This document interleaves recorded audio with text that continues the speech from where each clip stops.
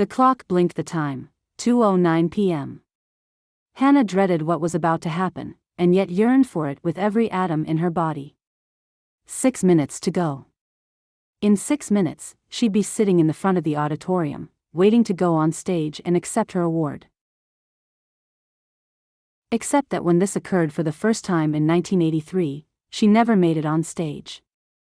When her name was announced, she stood up, took 5 steps toward the platform, and tripped over the camera dolly cord.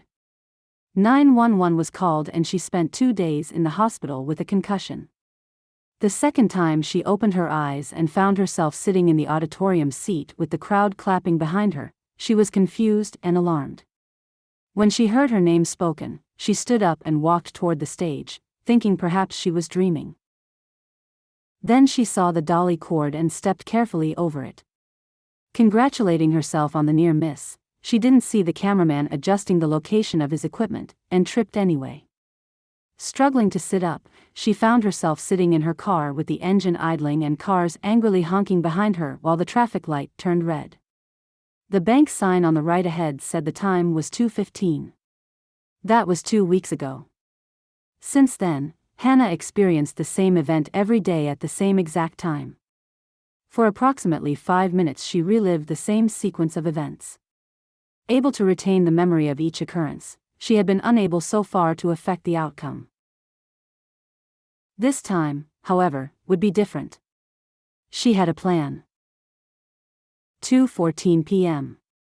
Less than 1 minute to go, Hannah held the thought in her mind and closed her eyes. The sound of thunderous clapping brought her head up and her eyes opened wide. Her name was being announced from the stage, but she sat unmoving. She felt a tapping on her shoulder. "They're calling for you, Hannah."